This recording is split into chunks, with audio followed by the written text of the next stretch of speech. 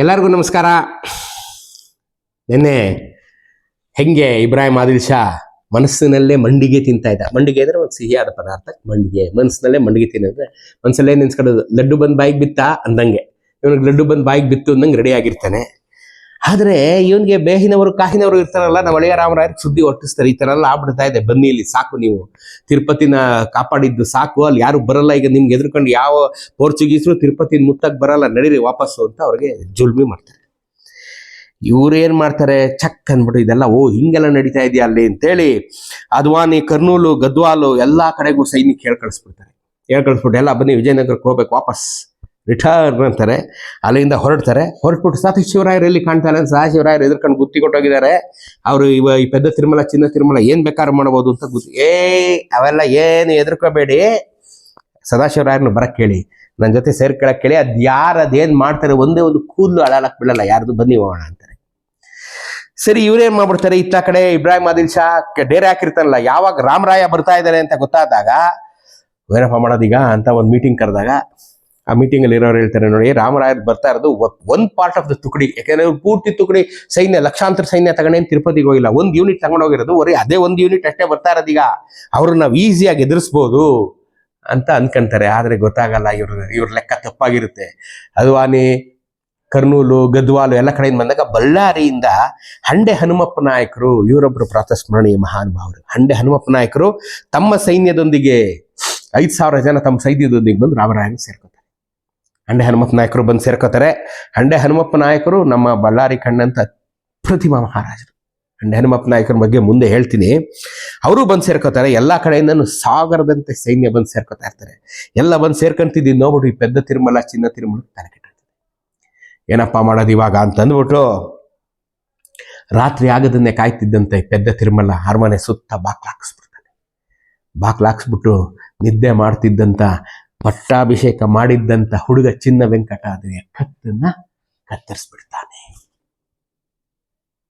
ನೋಡ್ರಿ, ಯಾರಿಗೆ ಜುಲ್ಮೆ ಮಾಡಿ, ತನ್ನ ತಂಗಿಗೆ ಜುಲ್ಮೆ ಮಾಡಿ ವರದಾಂಬಿಕೆಗೆ ನಿನ್ನ ಮಗನೇ ರಾಜ ಆಗ್ಬೇಕು, ನಾನು ರಾಜ್ಯಪಾಲ ಆಗ್ಬೇಕು ಅಂತ ಹಿಂಸೆ ಕೊಟ್ಟು ಬೇಡ ಬೇಡ ಅಂದ್ರು ಆ ಹುಡುಗನ್ನ ರಾಜನನ್ನಾಗಿ ಮಾಡಿ, ಆ ಅಪ್ಪನ ಹುಡುಗನಿಗೆ ಒಂದು ಚೂರು ಇಷ್ಟ ಇಲ್ದೇ ಇರೋನ್ನ ರಾಜನನ್ನಾಗಿ ಮಾಡಿ, ಹೆಂಗೋ ನೆಮ್ಮದಿಯಾಗಿ ಆಟ ಆಡ್ಕೊಂಡಿದ್ದ ಹುಡುಗನ್ನ ತನ್ನ ಸಿಂಹಾಸನದ ಮೇಲೆ ಕೂರಿಸ್ಬಿಟ್ಟು ರಾತ್ರಿ ಅವನ ಕತ್ತನ್ನ ಕತ್ತರಿಸ್ಬಿಡ್ತಾನೆ. ಅವನ್ ಕತ್ತನ್ನ ಕತ್ತರಿಸ್ಬಿಟ್ಟು ಎಲ್ಲಾರನ್ನು ಹೌಸ್ ಅರೆಸ್ಟ್ ಮಾಡ್ಬಿಟ್ಟು ತಾನು ಒಂದು ಸೈನ್ಯ ತಗೊಂಡು, ವಿಜಯನಗರದಲ್ಲಿ ಮಿಕ್ಕಿದ ಸೈನ್ಯ ಇರುತ್ತಲ್ಲಪ್ಪ, ಒಂದು ತುಕಡಿ ಮಾತ್ರ ರಾಮರಾಯರ್ ತಗೊಂಡೋಗಿರ್ತಾರೆ. ಎಲ್ಲಾರ ಸೈನ್ಯನೂ ತಗೊಂಡು ನಡೀರಿ ರಾಮರಾಯರನ್ನೇ ಮುತ್ತೋಣ ಅಂತಾರೆ. ಬಂದು ನಿಂತ್ಕೋತಾರೆ. ರಾಮರಾಯರು ನೋಡ್ತಾರೆ, ಏನು ಕರ್ಮನೇ ನಮ್ಮದು, ನಮ್ಮ ಸೈನ್ಯದ ಮೇಲೆ ನಾವೇ ಯುದ್ಧ ಮಾಡ್ಬೇಕಾಗ್ ಬಂತಲ್ಲ. ನೋಡ್ರಿ ನಮ್ಮ ಕನ್ನಡಿಗರ ಕರ್ಮ ನೋಡ್ರಿ, ನಮ್ಮ ಸೈನ್ಯದ ಮೇಲೆ ನಾವೇ ಯುದ್ಧ. ರಾಮರಾಯರ್ ಕೂಗಿ ಹೇಳ್ತಾರೆ, ಲೇ ಇದೆಲ್ಲ ನಾವೇ ಕಂಡ್ರೋ, ನಾವೆಲ್ಲ ಒಂದೇ ಕಂಡ್ರೋ, ಆ ಅಣ್ಣ ತಮ್ಮದಿರ ಮಾತಿಗೆ ಬಲಿಯಾಗಬೇಡಿ, ನಾವೆಲ್ಲ ಒಂದೇನೆ, ನಾವು ಎಲ್ಲ ಒಂದೇ ಅಲ್ವೇನ್ರಿ, ಯಾಕೆ ನಮ್ಮ ಮೇಲೆ ಯುದ್ಧ ಅಂತ ಇವ್ರು ಕೂಗಿ ಹೇಳ್ತಾರೆ. ಆಗ ಹೌದಲ್ವಾ ಅಂತೆಲ್ಲ ಸೈನಿಕರು ಎಲ್ಲರೂ ರಾಮರಾಯರ ಕಡೆ ತಿರುಗಿ ನಿಂತ್ಕೋತಾರೆ. ರಾಮರಾಯರ ಕಡೆ ಎಲ್ಲ ಸೇರ್ಕೊಂಡ್ಬಿಟ್ಟಾಗ ಈ ಅಣ್ಣ ತಮ್ಮಂದಿರಿಗೆ ಗಡ್ಡ ಗಡ್ಡ ಗಡ್ಡ ಗಡ್ಡ ಅಂತ ಓಡ್ ಬಂದು ರಾಮರಾಯರ ಕಾಲಿಡ್ಕೋತಾರೆ. ರಾಮರಾಯರ ಕಾಲಿಡ್ಕೊಂಡು, ಅಯ್ಯೋ ನಮ್ಮ ಬುದ್ಧಿ ಮಣ್ಣು ತಿಂತಾ ಇತ್ತು, ನಾವು ತಪ್ಪು ಮಾಡ್ಬಿಡ್ರಿ, ನಮ್ಮನ್ನು ಕ್ಷಮಿಸ್ಬಿಡಿ, ನೀವು ಹೇಳ್ದಂಗೆ ಕೇಳ್ಕೊಂಡ್ ಬಿದ್ದಿರ್ತೀವಿ ಅಂತಾರೆ. ರಾಮರಾಯರ್ ಅಂತಾರೆ, ನಿಮಗೆ ಕ್ಷಮೆ ಏನ್ರಿ, ರಾತ್ರಿ ನೀವು ಅಣ್ಣ ತಂಗಿ ಸೇರ್ಕೊಂಡು ಇಬ್ರಾಹಿಂ ಆದಿಲ್ ಶಾನ್ ಕರೆದು ಇನ್ನೊಂದ್ಸಲಿ ಕೂರ್ಸಕ್ ರೆಡಿ ಆಗಿದ್ರ ನಿಮಗ್ ಕ್ಷಮೆ ಅಂತೇಳಿ ಇವರಿಬ್ರನ್ನ ಸಕಲ ಸೈನ್ಯ ಸಮ್ಮುಖದಲ್ಲಿ ಹ್ಯಾಂಗ್ ಮಾಡಿ ಅವರನ್ನ ಎಲ್ರಿಗೂ ಗೊತ್ತಾಗಬೇಕು ತಪ್ಪು ಮಾಡೋದು ಏನ್ ಶಿಕ್ಷೆ ಈ ವಿಜಯನಗರದಲ್ಲಿ ಅಂತ ಹೇಳಿ ಎಲ್ಲರ ಸಮ್ಮುಖದಲ್ಲಿ ಅವ್ರನ್ನ ನೆನಗಟ್ಟಿರ್ತಾರೆ. ಅಲ್ಲಿಗೆ ವಿಜಯನಗರಕ್ಕೆ ಬಂದಿದ್ದ ಮತ್ತೊಂದು ಆಪತ್ತು ತೀರೋಗುತ್ತೆ. ರಾಮರಾಯರ್ ಒಳಗೆ ಬಂದು ನೋಡ್ತಾರೆ, ಈ ಹುಡುಗ ತೀರ್ಕೊಂಡ್ಬಿಟ್ಟಿದ್ದಾನೆ. ಚಿನ್ನ ವೆಂಕಟಾದ್ರಿನ ಇವ್ರು ಸಾಯಿಸ್ಬಿಟ್ಟಿದ್ದಾರೆ. ಚಿನ್ನ ವೆಂಕಟಾದ್ರಿ ಸಾಯಿಸ್ಬಿಟ್ಮೇಲೆ ಏನ್ ಮಾಡೋದಪ್ಪ, ಎಲ್ಲ ಗೊಳೋ ಅಂತ ಹತ್ತು ಕಡ್ದು ಎಲ್ಲ ಆಗಿ ಎಲ್ಲ ಆದ್ಮೇಲೆ ಅವ್ರ ಅಂತ್ಯ ಸಂಸ್ಕಾರ ಎಲ್ಲ ಆದ್ಮೇಲೆ ಇನ್ಯಾರು ಉಳ್ಕೊಂಡಿದ್ದಾರೆ ಅಂದಾಗ ಎಲ್ಲರೂ ರಾಮರಾಯರನ್ನ ನೀವೇ ಆಗ್ಬೇಕು, ನೀವೇ ಆಗಿ ಇದನ್ನ ಅಂತ ಹೇಳ್ತಾರೆ. ನೀವೇ ಆಗ್ಬೇಕು, ನೀವೇ ಮಹಾರಾಜರಾಗಿ ಅಂತ. ರಾಮರಾಯರು ನನಗೇನು ಬೇಡ, ಈ ರಾಜಕೀಯ ನೋಡಿ ನನಗೆ ತಲೆ ಕೆಟ್ಟೋಗಿದೆ, ನಾನು ಬಿಟ್ಬಿಡಿ, ನಾನು ಮಾನ್ಪ್ರಸ್ಥಕ್ಕೆ ಹೋಗ್ತೀನಿ, ನಾನು ಹೆಂಡ್ತಿಂಗ್ ಕರ್ಕೊಂಡು, ನಾನು ಬೇಡಿಕೆ ಬೇಡ, ನಾನೊಂದು ಒಂದು ಮನೆಗಿನೇ ಮಾಡ್ಕೊಂಡು ನಾನು ರಿಟೈರ್ ಆಗ್ಬಿಡ್ತೀನಪ್ಪ, ನೀವು ಏನಾರ ಮಾಡ್ಕೊಳ್ಳಿ, ಯಾರಿಗ್ರಿ ಬೇಕಿ ಪಾಲಿಟಿಕ್ಸು, ನಮ್ಮ ಮಾವನವ್ರು ಇದ್ದಾಗ ಕೃಷ್ಣದೇವರಾಯ ಮಹಾರಾಯರು ಹೆಂಗಿತ್ತು ರೀ, ಇದು ಬೇಕೇನ್ರಿ, ಇದು ನಮಗೆ ಬೇಕಿಲ್ಲ ಅಂದ್ಬಿಡ್ತಾರೆ. ಕೊನೆಗೆಲ್ಲ ನೀವೇ ಆಗ್ಬೇಕು ಮಹಾರಾಜರು ಅಂದಾಗ ನೋಡಿ ಇಲ್ಲಿ ನೋಡಿ, ನೀವು ಈಗ ನಿನ್ನೆ ಕ್ವಶನ್ ಕೇಳಿರಿ, ರಾಮರಾಯರನ್ನ ಎಲ್ಲರೂ ವಂಚಕರು, ಎಲ್ಲರೂ ಇದೇ ರೀತಿ ಮಾಡ್ಬೇಕು, ರಾಮರಾಯರು ವಂಚಕರಾಗಿದ್ರು, ಮೋಸ ಮಾಡಿದ್ರು ಅಂತೆಲ್ಲ ಅಂತಾರೆ. ಇಂಥ ಸಿಚುವೇಶನ್ ಅಲ್ಲಿ ಈಗ ರಾಮರಾಯರ ರಾಜ ಆಗ್ತಾನೆ ಅಂದ್ರೆ ತಡೆಯೋರು ಯಾರಿದ್ರು ರಾಮರಾಯರನ್ನ? ಇಡೀ ದಕ್ಷಿಣ ಭಾರತದಲ್ಲೇ ರಾಮರಾಯರಿಗೆ ಎದುರು ನಿಂತ್ಕೊಳ್ಳೋಂತ ಒಬ್ಬ ಗಂಡಸು ಇರಲಿಲ್ಲ. ಹಂಪಿಲ್ ಬಿಟ್ಬಿಡ್ರಿ, ಇಡೀ ಸೌತ್ ಇಂಡಿಯಾದಲ್ಲಿ ರಾಮರಾಯರನ್ನ ಎದುರು ನಿಂತ್ಕೊಳ್ಳೋಂಥವ್ನು ಯಾವನು ಇರಲಿಲ್ಲ. ಇಡೀ 16 ಲಕ್ಷ ಸೈನ್ಯ ರಾಮರಾಯರ ಅಣತಿಯಲ್ಲಿ ನಡೀತಾ ಇತ್ತು. Total control. ಏನ್ ಬೇಕಾದ್ರೂ ಮಾಡ್ಬೋದಾಗಿತ್ತು ರಾಮರಾಯರು. ಈಗ ಹುಡುಗನು ಇದ್ದ, ಹುಡುಗನು ತೀರ್ಕೊಂಡ್ಬಿಟ್ಟಿದ್ದ. ಯಾರನ್ನ ರಾಮರಾಯರು ನಾನು ಹೇಗೆ ನಿನ್ನನ್ನ ಕುದುರೆ ಮೇಲೆ ಎತ್ತು ಕೂರ್ಸಿದ್ನೋ ಹಾಗೆ ನಿನ್ನನ್ನ ಕರ್ನಾಟಕ ರತ್ನ ಸಿಂಹಾಸನದ ಮೇಲೆ ನಾನು ಕೂರಿಸ್ತೀನಿ ಅಂತ ಭಾಷೆ ಕೊಟ್ಟಿದ್ರು. ಆ ಹುಡುಗನೇ ತೀರ್ಕೊಂಡ್ಬಿಟ್ಟಿದ್ದ. ಅವ್ರು ನೇಳ್ಕೊಂಡು ಗೊಳೋ ಅಂತ ಹೇಳ್ತಾರೆ ರಾಮರಾಯರು. ನಿನ್ನನ್ನು ನಾನು ರತ್ನ ಸಿಂಹಾಸನ ಮೇಲೆ ಕೂರಿಸ್ಬೇಕು ಅಂತಿದ್ನಲ್ಲೋ, ನಿನ್ನ ಹೆಣ ಇಟ್ಕೊಂಡು ಹೋಗ ನಾನು ಮಣ್ಣಿಗೆ ಹಾಕಂಗಾಗೋಯ್ತಲ್ಲ. ಈ ಕೈಗಳಿಂದ ಯಾವ ಕೈಗಳಿಂದ ನಾನು ರತ್ನ ಸಿಂಹಾಸನದ ಮೇಲೆ ನಿನ್ನನ್ನ ಕೂರಿಸ್ಬೇಕು ಅಂತ ಇದ್ನೋ ಆ ಕೈಗಳಿಂದ ನಿನ್ನನ್ನ ಮಣ್ಣಿಗೆ ಹಿಡ್ಬೇಕಾಯ್ತಲ್ಲ ಮಗುವೆ ಅಂತ ದುಃಖ ವ್ಯಕ್ತಪಡಿಸ್ತಾರೆ. ಈಗ ಅವನು ಇಲ್ಲ, ಯಾರು ಇಲ್ಲ, ಇಡೀ ವಂಶದಲ್ಲಿ ಎಲ್ಲ ನಿರ್ವಂಶ ಆಗೋಗಿದೆ ರೀ. ರಾಮರಾಯರು ಸಿಂಹಾಸನದ ಮೇಲೆ ಕೂತ್ಕೋತೀನಿ ಅಂದ್ರೆ ಯಾರು ಬೇಡ ಅನ್ನಕ್ಕೆ ಯಾವ ಹುಳ, ಒಂದು ನರಹುಳನೂ ಇರ್ಲಿಲ್ಲ ಅಲ್ಲಿ. ಇಂತಿಪ್ಪ ಕಾಲದಲ್ಲಿ ರಾಮರಾಯರು ಇಲ್ಲ ನಾನಂತೂ ಆಗಲ್ಲ ಅಂತಾರೆ. ಕೊನೆಗೆ ಎಲ್ಲ ಸೇರಿ ಸದಾಶಿವರಾಯರೇ ಆಗ್ಬೇಕು. ನಮ್ಮ ಮಾವನವರಾದಂಥ ಕೃಷ್ಣದೇವರಾಯ ಮಹಾರಾಯರು ತಮ್ಮ ಮಗನ ಅಕಾಲಿಕ ಮರಣವನ್ನು ತಡೆಯಲಾಗದೆ ಹೇಗೆ ಕೊರಗಿ ತೀರ್ಕೊಂಡ್ರು. ನನ್ನ ತಮ್ಮನೇ ಇನ್ನೊಂದ್ಸಲಿ ಅಚ್ಯುತರಾಯರು ಸಿಂಹಾಸನವನ್ನು ಏರ್ಬೇಕು ಅಂತ ಅವ್ರು ಆದೇಶ ಮಾಡಿ ತೀರ್ಕೊಂಡ್ರು. ಅಚ್ಯುತರಾಯರು ಸಿಂಹಾಸನಕ್ಕೇರಿದ್ರು ಅಚ್ಯುತರಾಯರು ಸಿಂಹಾಸನಕ್ಕೇರಿದ್ರು. ಹಾಗೆ ಕೃಷ್ಣದೇವರಾಯ ಮಹಾರಾಯರ ನಮ್ಮ ಮಾವನರ ಮತ್ತೊಬ್ಬ ಸೋದರರಾದಂಥ ನಮ್ಮ ಚಿಕ್ಕಮಾವನವರಾದಂಥ ಸದಾಶಿವರಾಯರು ಪಟ್ಟಕ್ಕೇರ್ಬೇಕಾಗಿದ್ದು ರಾಜಧರ್ಮ ಅಂತ ಹೇಳಿ ಪಟ್ಟಕ್ಕೆ ಸದಾಶಿವರಾಯರನ್ನ ಕೂರಿಸ್ತಾರೆ. ಅರ್ಥ ಆಯ್ತಾ? ಇಲ್ಲಿಗೆ ವಿಜಯನಗರದ ಇನ್ನೊಂದು ಮಗ್ಗಲು ತೆಕ್ಕೊಳ್ಳುತ್ತೆ. There is one more turn to the Vijayanagara history. ಅಚ್ಯುತರಾಯರಾದ್ಮೇಲೆ ಸದಾಶಿವರಾಯರು ಪಟ್ಟಕ್ಕೆ ಬರುವುದರೊಂದಿಗೆ ವಿಜಯನಗರದ ಹಿಸ್ಟ್ರಿ ತಗೋತಾರೆ. ಅದೃಷ್ಟವಂತ ಸದಾಶಿವರಾಯರು, ಗಟ್ಟಿಪಿಂಡ. ಮುಂದಕ್ಕೆ ಹೋಗ್ತಾ ಗೊತ್ತಾಗುತ್ತೆ ನಿಮ್ಗೆ ಯಾಕೆ ಇವ್ರು ಗಟ್ಟಿಪಿಂಡ ಅಂತ. ಸದಾಶಿವರಾಯರು ಕೂರ್ಸ್ಕೊಂಡ್ಮೇಲೆ ನನಗೆ ಇನ್ನೇನು ಬೇಡ, ಸದಾಶಿವರಾಯರು ಕೂತ್ಕೊಂಡ್ರು, ಯಾರು ಮಂತ್ರಿಗಳಾಗಿ, ಯಾರು ಮಹಾಪ್ರಧಾನ ದಂಡನಾಯಕರಾಗಿ, ನನ್ಗೇನು ಬೇಡ ಅಂದಾಗ, ಇಲ್ಲ ನೀವು ಕ್ಷಮಾಪತಿಗಳಾಗಬೇಕು ಅಂದ್ರೆ ಅದೊಂದು ಹುದ್ದೆ, ಕ್ಷಮಾಪತಿ ಅನ್ನೋದು ಇಸ್ ಅ ಟಾಪ್ ಮೋಸ್ಟ್ ಹುದ್ದೆ. ಎಲ್ರಿಗೂ ನೀವು ಗೈಡ್ ಮಾಡ್ಕೊಂಡು ಇದ್ಬಿಡಿ ನೀವು ಅಂತೇಳಿ ಅವ್ರನ್ನ ಕ್ಷಮಾಪತಿ ಅಂತ ಮಾಡ್ತಾರೆ.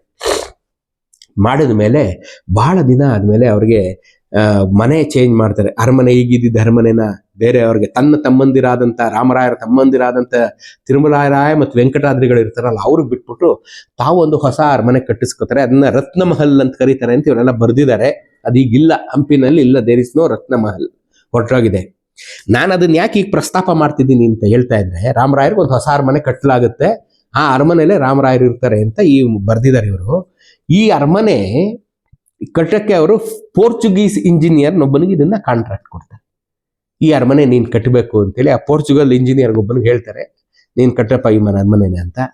ಅವನು ಅರಮನೆಗೆ ನೆಲಹಾಸನ ಫ್ಲೋರಿಂಗನ್ನ ಇಟಲಿಯಿಂದ ತರ್ತಾನೆ.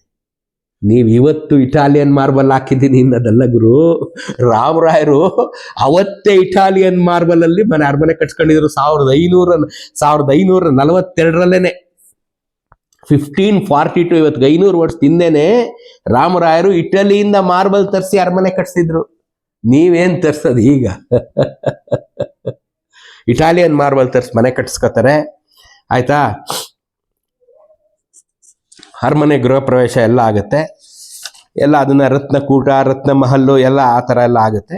ಸೊ ಅರಮನೆಗೆ ಗೃಹ ಪ್ರವೇಶ ಎಲ್ಲ ಆಗ್ತದೆ. ಸೊ ಇದೆಲ್ಲ ರಾಜಕೀಯ ಯುದ್ಧ ಎಲ್ಲ ಆದ್ಮೇಲೆ ಮತ್ತೆ ಪುನಃ ಒಂಥರ ಸೆಟಲ್ಮೆಂಟ್ ಆಗುತ್ತೆ. ವಿಜಯನಗರ ಸ್ವಲ್ಪ ಶಾಂತಿ ಆಗುತ್ತೆ. ಅರಮನೆ ಗಿರ್ಮನೆ ಎಲ್ಲ ಮಾಡ್ಕೊಂಡು ನೆಮ್ಮದಿಯಾಗಿ ಸ್ವಲ್ಪ ದಿನ ಇರ್ತಾರೆ. ಇದಕ್ಕಿದಂಗೆ ಈಗ ರಾಮರಾಯರಿಗೆ ಈಗ ಎಲ್ಲ ನಡೀತಾ ಇದೆಯಲ್ಲಪ್ಪ, ಈಗ ಈ ಧರ್ಮ ಜಾತಿ ಭೇದವನ್ನ ತೊಡೆದಾಕ್ಬಿಡ್ಬೇಕು ಅನ್ನೋದು ಮೈಂಡಿಗೆ ಬರುತ್ತೆ.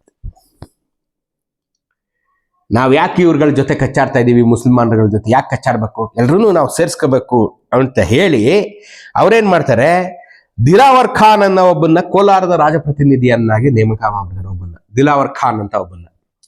ಇನ್ನೊಬ್ಬ ಇರ್ತಾನೆ ಐನ್ ಉಲ್ ಮುಲ್ಕ್ ಕಬೂಲ್ ಖಾನ್ ಅಂತ ಒಬ್ಬ ಇರ್ತಾನೆ. ಇವನು ಐನುಲ್ ಮುಲ್ಕ್ ಮಗ ಕಾಬೂಲ್ ಖಾನ್.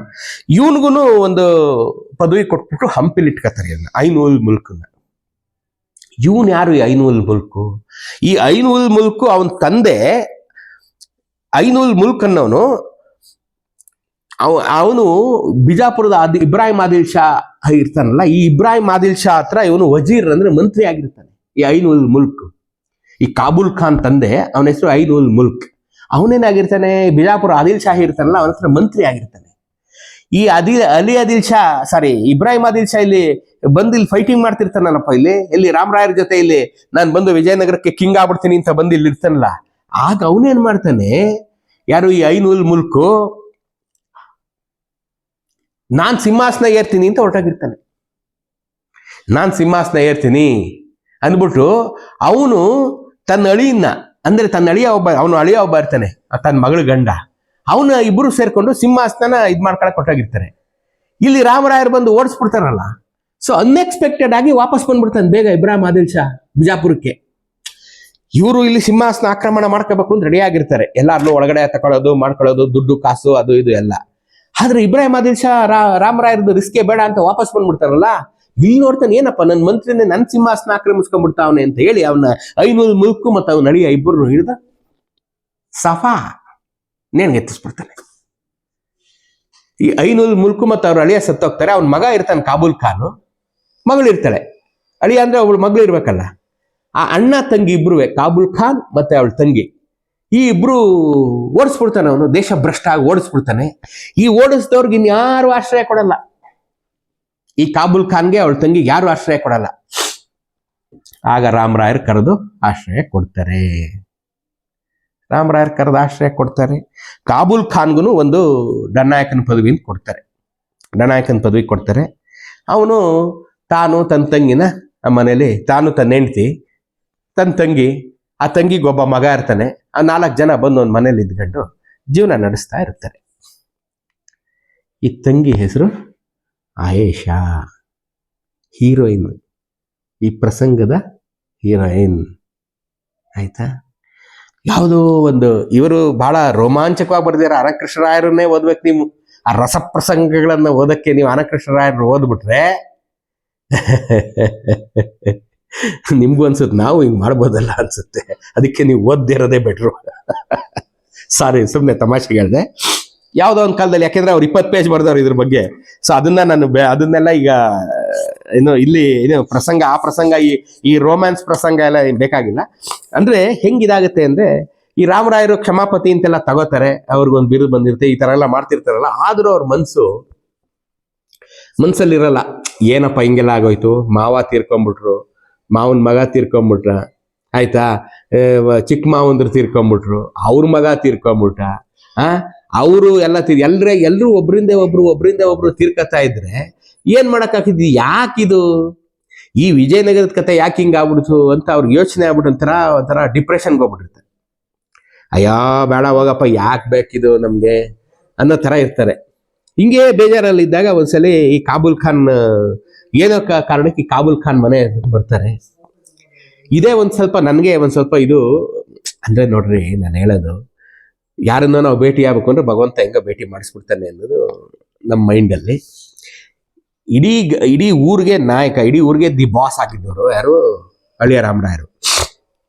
ಆದ್ರೆ ಕಾಬೂಲ್ ಖಾನ್ಗೆ ಹೇಳಿ, ಕಾಬೂಲ್ ಖಾನ್ ಅಂತಂದ್ರೆ ಟಕ್ಕಂತ ಕರ್ಕೊಂಬನ್ನಿ ಕಾಬೂಲ್ ಖಾನ್ ಅಂತ ಕರ್ಕೊಂಬತ್ತಾರೆ ಯಾರಾದ್ರು ಅಲ್ವಾ, ಆತರ ಅಲ್ವಾ. ಇವರೇ ಯಾಕೆ ಕಾಬೂಲ್ ಖಾನ್ ಮನೆಗೆ ಹೋದ್ರು ಅನ್ನೋದು ನನಗೆ ಗೊತ್ತಿಲ್ಲ. ಈಗ ಇವ್ರು ಅನಕೃಷ್ಣರಾಯರು ಈಗ ಬರ್ದಿದ್ದಾರೆ. ಕಾಬೂಲ್ ಖಾನ್ ಮನೆಗೆ ಏನಕ್ಕೆ ಹೋಯ್ತಾರೆ, ಏನೋ ಕರಿಯಕ್ಕೋ ಏನೋ ಮಾಡಕ್ಕೋ ಏನೋ ಹೋಗ್ತಾರೆ. ಅವ್ರ ಮನೆಗೆ ಹೋದಾಗ ಅವ್ನು ಬಹಳ ಇಂಪಾದ ಸಂಗೀತ ಕೇಳಿಸ್ತಾ ಇರುತ್ತೆ.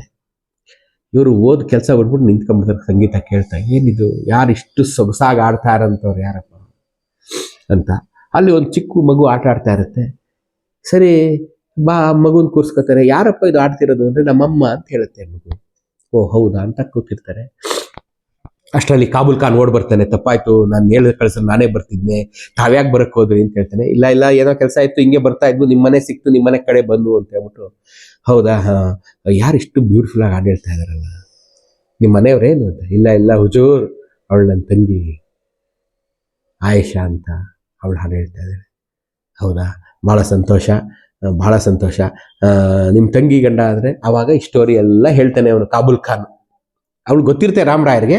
ಇನ್ನೊಂದ್ಸಲಿ ವಿಷದವಾಗಿ ಹೇಳ್ತಾನೆ, ಈಗ ನಾನು ಹೇಳಿದ್ನಲ್ಲ ಹಿಂಗೆ ನನ್ನ ತಂಗಿ ಗಂಡ ನಮ್ಮ ಅಪ್ಪ ಎಲ್ಲ ಸೇರ್ಕೊಂಡು ಬಿಜಾಪುರದಲ್ಲಿ ಸಿಂಹಾಸನ ಮೇಲೆ ಕೂತ್ಕೊಳಕ್ ಹೋಗಿದ್ರು, ಅವ್ನು ಎಲ್ಲಾರನು ಕೈಲಾಸಕ್ಕೆ ಕಳಿಸ್ಬಿಟ್ಟ, ವೈಕುಂಠಕ್ಕೆ ಕಳಿಸ್ಬಿಟ್ಟ, ಅಥವಾ ಇನ್ನೆಲ್ಗೋ ಕಳಿಸ್ಬಿಟ್ಟ ಅಂತ ಹೇಳ್ತೀನಿ. ಹೌದಾ ಅಂತ ಹೇಳೋಷ್ಟರಲ್ಲಿ ಆ ಸಂಗೀತ ನಿಲ್ಲುತ್ತೆ. ಅವಳು ಇಳಿದು ಬರ್ತಾಳೆ, ರಾಮರಾಯರು ಅವಳನ್ನು ನೋಡ್ತಾರೆ. ಅಲ್ಲಿಗೆ ಮನ್ಮಥನ ಸುಮ್ಮ ಬಾಣ ಸರಿಯಾಗಿ ಮನ್ಮಥ ಅಲ್ಲಿ ನಿಂತಿದ್ದಂಥ ಮನ್ಮಥ ಬಿಲ್ಲನ್ನ ಏರಿಸಿ ರಾಮರಾಯರ ಎದೆಗೆ ಒಂದು ಬಾಣವನ್ನ ಬಿಟ್ಟುಬಿಡ್ತಾನೆ. ರಾಮರಾಯರ ಎದೆ ಕರಗೋಗ್ಬಿಡುತ್ತೆ. ಸೌಂದರ್ಯದ ಖನಿ ಅವನ ಎದುರಿಗೆ ನಿಂತಿರುತ್ತೆ. ರಾಮರಾಯರ ಎದುರಿಗೆ ಸೌಂದರ್ಯ ಬ್ರಹ್ಮ ಒಂದು ಸೌಂದರ್ಯದ ಬುಟ್ಟಿಯಿಂದ ಪೂರ್ತಿ ಎತ್ಕೊಂಡು ಕ್ಲೀನಾಗಿ ಮನುಷ್ಯನ್ ಮಾಡ್ಬಿಟ್ನೇನೋ ಅನ್ನೋಂಥ ಸೌಂದರ್ಯ ಅದ್ರ ಮೇಲೆ ಅವ್ರ ಎದುರುಗಡೆ ನಿಂತಿರುತ್ತೆ. ರಾಮರಾಯರು ಕರಗೋಗ್ಬಿಡ್ತಾರೆ. ಕೂತ್ ಕಡೆ ನಿಂತ ಕಡೆ ಅವಳದೇ ಧ್ಯಾನ. ಅಲ್ಲಿಂದ ಬಂದ್ಬಿಟ್ಟ ಮೇಲೆ ರಾಮರಾಯರು ಅಕ್ಷರಶಃ ವಿರಹಾಗ್ನಿಯಲ್ಲಿ ಬೆಂದೋಗ್ತಾರೆ. ಕೂತರು ನಿಂತರು ಅವನದೇ ಧ್ಯಾನ, ಜೀವಕ್ಕಿಲ್ಲ ಸಮಾಧಾನ ಅಂತ ಒಂದು ಹಾಡಿಲ್ವಾ, ಹಂಗೆ ಕುಂತ್ರೆ ನಿಂತ್ರೆ ಅವಳದೇ ಧ್ಯಾನ. ರಾಜ್ಯದಲ್ಲೇ ಆಸಕ್ತಿ ಇಲ್ಲ. ಏನಾರು ಡಿಶ್ ಅಂತ ಅಂದ್ರೆ ಏನೋ ಮಾಡ್ಕೊಂಡೋಗ್ರಿ, ಏನ್ರಿ 500 ತಗೊಂಡೋಗ್ರಿ, ಇದು ಯಾವ್ದಕ್ ಬೇಕು ಸೈನು, ಹಿಂಗೆ ಯಾವ್ದು ಲೆಕ್ಕ ಇಲ್ಲ. ಇದು ಈ ರೋಗ, ಇದೊಂಥರ ಪ್ರೇಮ್ ರೋಗ ಅಂತೀವಲ್ಲ ಹಿಂದಿನಿ. ಈ ರೋಗ ತಮ್ಮನ ಗೊತ್ತಾಗ್ಬಿಟ್ಟು ತಿರುಮಲ ರಾಯರ್ ಗೊತ್ತಾಗುತ್ತೆ. ಅವ್ನು ಇನ್ನೊಬ್ಬ ತಮ್ಮ ಇರ್ತಾನೆ ವೆಂಕಟಾದ್ರಿಗಳು, ಇವರಿಬ್ಬರು ಡಿಸ್ಕಸ್ ಮಾಡ್ತಾರೆ.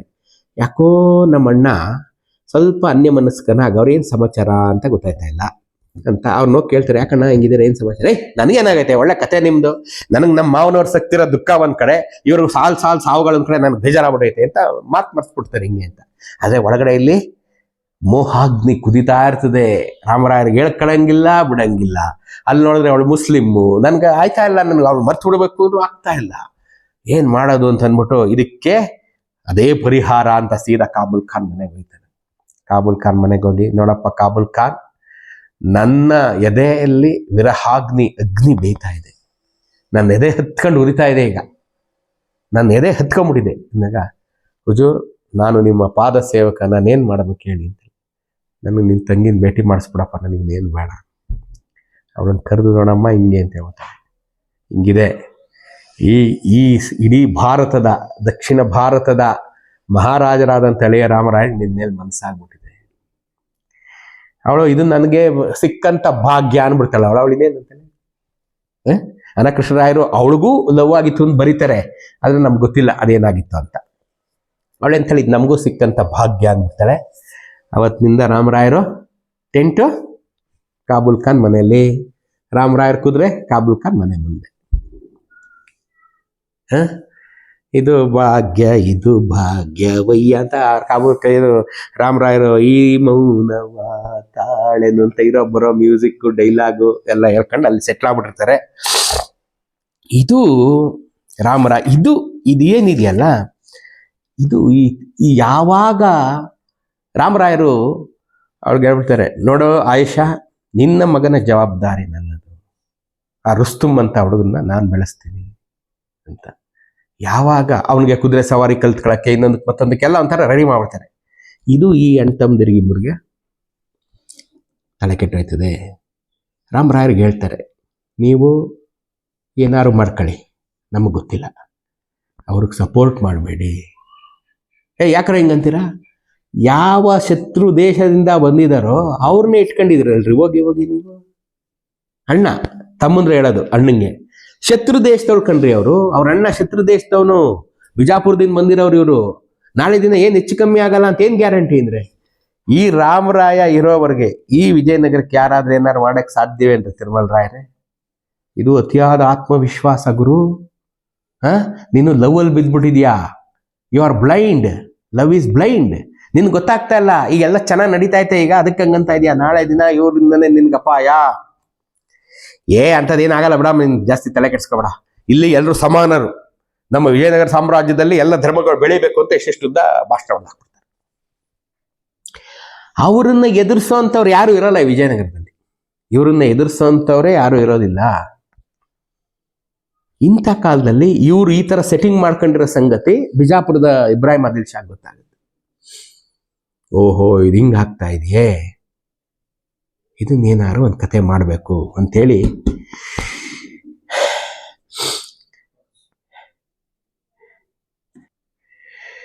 ಹಿತ್ಲ ಕಡೆ ಇದೆಲ್ಲ ನಡಿಬೇಕಾದ್ರೆ ಸದಾಶಿವರಾಯರದ್ದು ಏನ್ ಸ್ಥಾನ ಇಡೀ ರಾಜಧಾನಿಯಲ್ಲಿ ಅಂತ ಯಾರಿಗೂ ಗೊತ್ತಾಗಲ್ಲ. ಮಹಾರಾಜರೇ. ಆದ್ರೆ ಪ್ರತಿಯೊಬ್ರು ಬಂದು ರಾಮರಾಯರನ್ನ ಕೇಳ್ತಿರ್ತಾರೆ. ಯಾಕೆಂದ್ರೆ ಇಡೀ ದೇಶ ಸದಾಶಿವರಾಯರು ರಾಜ ಆಗಿದ್ದಂಗೆ ಅಂತ ಕಣ್ಣಾರೆ ನೋಡಿದೆ. ರಾಮರಾಯರು ಇಲ್ಲದೆ ಇದ್ದಿದ್ರೆ ಸದಾಶಿವರಾಯ ಅಲ್ಲ ಯಾರೇ ಬಂದಿದ್ರು ರಾಜ ಆಗ್ತಿರ್ಲಿಲ್ಲ. ರಾಮರಾಯರೇ ನಾನೇ ರಾಜ ಅಂದಿದ್ರೆ ಯಾರು ಏನು ಮಾಡಕ್ಕಾಗ್ತಾ ಇರಲಿಲ್ಲ. ಅಂತಿಪ್ಪ ಕಾಲದಲ್ಲಿ ರಾಮರಾಯರು ಎತ್ತಿ ಹಿಂಗೆ ಕೂರಿಸಿದಂತ ಒಂದು ಬೊಂಬೆ ಸದಾಶಿವರಾಯರು. ಸದಾಶಿವರಾಯರನ್ನ ಯಾರು ಕೇಳಲ್ಲ. ಒಂದ್ಸಲಿ ಹೋಗ್ಬಿಟ್ಟು ರಾಮರಾಯನ ಕೇಳ್ಕೊತಿರ್ತಾರೆ ಎಲ್ಲಾನು. ರಾಮರಾಯರು ಸರ್ ಇದು ಹಿಂಗೆ ತಗೊಬಂದಿದ್ದೀವಿ, ಇದಂಗೆ ಎಲ್ಲದಕ್ಕೂ ಸೈನು ಎಲ್ಲ. ಸದಾಶಿವರಾಯರೇನು ಕೂತಿರೋದಷ್ಟೇ. ಬೆಳಗ್ಗೆ ಹೇಳೋದು, ಕೂತ್ಕೊಳ್ಳೋದು, ಸಂಗೀತ, ಡ್ಯಾನ್ಸು, ವಿನೋದ, ಹರಿಕತೆ, ಕಾವ್ಯ, ಕತೆ ಮತ್ತೆ ನೋಡ್ಕೊಳ್ಳೋದು, ಅರಮನೆಗೆ ಹೋಗೋದು, ಉಣ್ಣೋದು, ತಿನ್ನೋದು, ಮಲ್ಕೊಳ್ಳೋದು, ಇಷ್ಟೇ ಕೆಲಸ. ಇದು ಒಂದ್ ಕಡೆ ನಿಧಾನವಾಗಿ ಸ್ವಲ್ಪ ರಾಮರಾಯರ ಮೇಲೆ ಬೇಜಾರಾಗಕ್ಕೆ ಶುರುವಾಗುತ್ತೆ. ಯಾಕೆಂದ್ರೆ ಸರ್ವಾಧಿಕಾರಿ ರಾಮರಾಯರು, ನಾನು ಗೊಂಬೆಯೇ ಅನ್ನೋದೆ. ಈಗ ಗೊಂಬೆನ ಬಿಟ್ಬಿಟ್ರೆ ಇವ್ರಿಗೆ ಆಳಕ್ಕೂ ಆಗಲ್ಲ. ಸದಾಶಿವರಾಯರು ರಾಜ, ರಾಮರಾಯರು ಇಲ್ಲ ಅಂದ ತಕ್ಷಣ ತೀಡಾಕ್ಬಿಡ್ತಾರೆ. ಅಲ್ಲಿ ಬಿಜಾಪುರ, ಗುಲ್ಬರ್ಗ, ಬೀದರು, ಅಹಮದ್ನಗರ, ಗೋಲ್ಕೊಂಡ ಕಾಯ್ತಾ ಇದ್ದಾರೆ. ರಾಮರಾಯರಿಂದ ಇವರಿಷ್ಟು ಜನ ಸುಮ್ಮನಿದ್ದಾರೆ. ಆದ್ರೆ ಒಳಗಡೆ ಸದಾಶಿವರಾಯರಿಗೆ ಈ ಶಕ್ತಿ ಗೊತ್ತಿದೆ, ಅದೇನು ಮಾಡೋಕ್ಕಾಗ್ತಾ ಇಲ್ಲ. ಇದು ಹಿಸ್ಟ್ರಿ ರಿಪೀಟ್ ಆಗುತ್ತೆ. ಇದು ಮೈಸೂರಲ್ಲೂ ಹಿಂಗೆ, ಎಕ್ಸಾಕ್ಟ್ಲಿ ಮೈಸೂರಲ್ಲೂ ಹಿಂಗೆ ಆಗುತ್ತೆ. ಹೈದರಲ್ಲಿ ಸರ್ವಾಧಿಕಾರಿ ಹೈದರ್ ಅಧಿಕಾರದಲ್ಲಿರೋದು ಮೈಸೂರು ಮಹಾರಾಜರು, ಅವ್ರ ವಂಶಸ್ಥರಿಗೆ ಇಷ್ಟ ಇಲ್ಲ.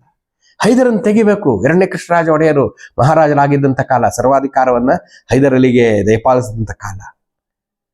ಹೈದರಲ್ಲಿ ಇಷ್ಟ ಇಲ್ಲ, ಹೈದರಲ್ಲಿ ಬೇಕಾಗಿಲ್ಲ ಇಲ್ಲಿ ನಮ್ಗೆ, ಹೈದರಲ್ಲಿಂದ ತೆಗಿಬೇಕು. ಮಹಾರಾಣಿ ಲಕ್ಷ್ಮೀಅಮ್ಮನವರು ಬ್ರಿಟಿಷರಿಗೆ ಪತ್ರ ಬರೆದು ಹೈದರಲ್ಲಿಂದ ತೆಗೀರಿ ಅಂತ ಬರೀತಾರೆ.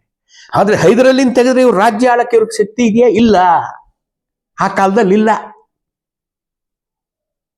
ನೋಡಿ, ಹಿಸ್ಟ್ರಿ ರಿಪೀಟ್ ಆಗುತ್ತೆ ಅನ್ನಕ್ಕೆ 300 ವರ್ಷ ಆದ್ಮೇಲೆ ಇದೇ ಹಿಸ್ಟ್ರಿ ರಿಪೀಟ್ ಆಯ್ತು. 1542ರಲ್ಲಿ ಈ ಹಿಸ್ಟ್ರಿ, 1762ರಲ್ಲಿ 42, 52, 62, 72, 300 ವರ್ಷಕ್ಕೆ ಪುನಃ ಅದೇ ಹಿಸ್ಟ್ರಿ ಮೈಸೂರಿಗೆ ಬಂತು ನೋಡ್ರಿ ಅಲ್ವಾ. ಇಲ್ಲಿ ಹೈದರಲ್ಲಿ ವರ್ಸಸ್ ಇಮ್ಡಿ ಕೃಷ್ಣರಾಜ ಒಡೆಯರು, ಇಲ್ಲಿ ರಾಮರಾಯರು ವರ್ಸಸ್ ಸದಾಶಿವರಾಯರು. ರಾಮರಾಯರು ಸರ್ವಾಧಿಕಾರಿ. ಯಾಕೆಂದ್ರೆ ಅವರು ಇಡೀ ವಿಜಯನಗರ ಸಾಮ್ರಾಜ್ಯವನ್ನ ತಮ್ಮ ಹೆಗಲ ಮೇಲೆ ಹೊತ್ಕೊಂಡಿದ್ದಾರೆ. ಅದಕ್ಕೊಂದು ಬೊಂಬೆ ಕೂರಿಸಿದ್ದಾರೆ ಸದಾಶಿವರಾಯರು ಅಂತ. ಸದಾಶಿವರಾಯರಿಗೆ ನಾನ್ ರಾಜ, ಜನ ನನಗೆ ಗೌರವ ಕೊಡ್ತಾ ಇಲ್ಲ, ಮಂತ್ರಿ ವಾಗರು, ಯಾರ ಅಕೌಂಟೆಂಟ್, ಇನ್ನೊಬ್ಬ ಮತ್ತೊಬ್ಬ ಯಾರು ನನಗೆ ಗೌರವ ಕೊಡ್ತಾ ಇಲ್ಲ. ಅವನು ಯಾಕೆ ಕೊಡ್ತಾನೆ? ಸೈನ್ ಆಗ್ಬೇಕಾದ್ರೆ ರಾಮರಾಯ, ಒಂದು ಕಡ್ಡಿ ಅಳ್ಳಾಡ್ಸ್ಬೇಕಾದ್ರು ರಾಮರಾಯರು. ಅವನು ಯಾಕೆ ಇಲ್ಲೊಂದು ಸಲಾಮು ಅಲ್ಲೊಂದು ಸಲಾಮು ಯಾಕೆ ಟೈಮ್ ವೇಸ್ಟ್ ಮಾಡ್ಕೊತಾನೆ? ಸೀದಾ ಡೈರೆಕ್ಟ್ ಮೇನ್ ಸ್ವಿಚ್ ಹೋಗ್ಬಿಟ್ಟು ನಮಸ್ಕಾರ ಸರ್, ತಗೊಳ್ಳಿ ಸರ್, ಸೈನ್ ಹಾಕಿ ಸರ್.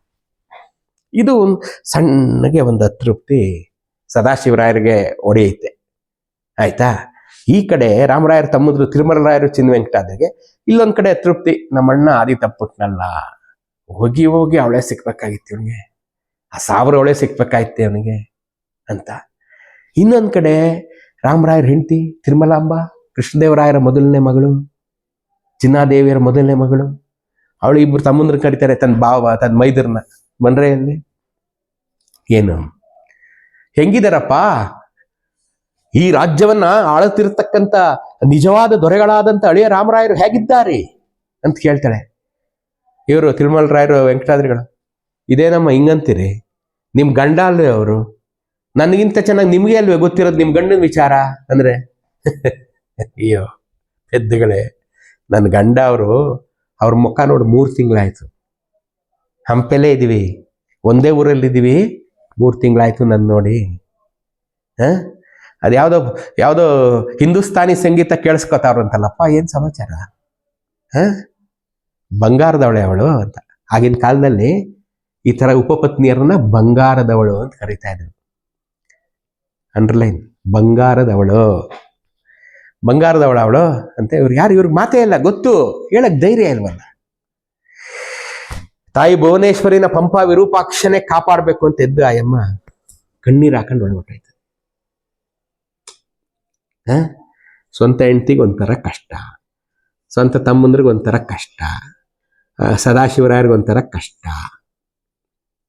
ರಾಮರಾಯರು ಒಂಥರ ಮದಗಜ, ಆನೆ ನಡೆದಿದ್ದೆ ದಾರಿ ಒಂಟಿ ಸಲಗ, ಎದುರಿಸ ತಾಕತ್ ಯಾವನಿಗೂ ಇಲ್ಲ.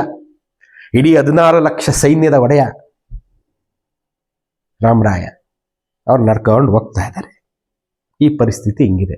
ನಿಧಾನವಾಗಿ ಅತೃಪ್ತಿಯ ಹೊಗೆ ಆಡೋದಕ್ಕೆ ಶುರುವಾಗಿದೆ. ಎಲ್ಲಿಗೆ ಹೋಗಿ ನಿಲ್ಲುತ್ತೆ? ನಾಳೆ.